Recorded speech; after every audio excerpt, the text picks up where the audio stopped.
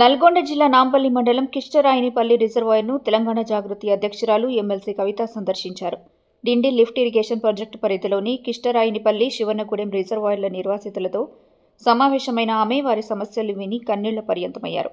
ఈ సందర్భంగా కవిత మాట్లాడుతూ 2015లో పూర్తి కావాల్సిన ప్రాజెక్టు 11 ఏళ్లుగా ఆలస్యం కావడంతో ప్రజలు తీవ్ర ఇబ్బందులు పడుతున్నారని ఆవేదన వ్యక్తం చేశారు. కొత్త అర్హులకు ప్రస్తుత ధరలకు అనుగుణంగా పరిహారం ఇవ్వాలని, ఇళ్లు కట్టించి కాలనీల్లో దిగబెట్టే వరకు నెలవారీ ఖర్చు చెల్లించాలన్న చట్టాన్ని ప్రభుత్వం పాటించలేదని ఆమె ఆగ్రహం వ్యక్తం చేశారు.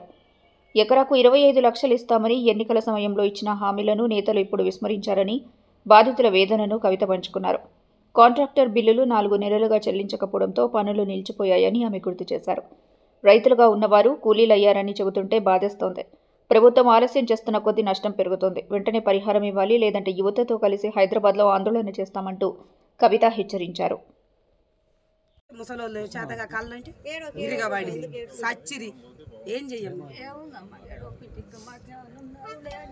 సోరసోర గద్దలు, లారీలు, బస్సులు అలా పోయి ఇలా పోయి కొంతమంది కథమే మొన్న ఈ వచ్చిన ప్రాథమిక మానవతా సూత్రము దాన్ని పాటించలేదు.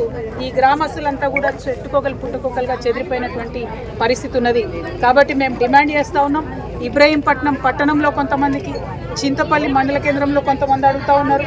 ఎవరు ఎక్కడ అడిగితే అక్కడ దయచేసి వాళ్ళకి కాలనీ లాగా ఒక 10 ఎకరాలు, 20 ఎకరాలు, 30 ఎకరాలు అయిపోతే అందరికీ కూడా అకామిడేట్ అయిపోతుంది. కూలీ నాలి చేసుకునే పేద ప్రజలు ఉన్నారు కాబట్టి ప్రభుత్వం ఆలోచించాలని కోరుతున్నా. ఇక్కడికి జగదీష్ రెడ్డి గారు వచ్చిపోయినరు. గుడి ముంగట మరి గుడి మెట్ల మీద నిలబడి ప్రమాణం చేసిపోయినరు. ఆయన మాట తప్పిపోయిండు. మరి ఇవాళ రాజగోపాల్ రెడ్డి గారు వచ్చిపోయినరు. ఆయన గెలిచిండు. వారు కూడా ఇంతవరకు ఈ ప్రాంత ప్రజల్ని పట్టించుకుంటలేదు. ఇది దారుణం.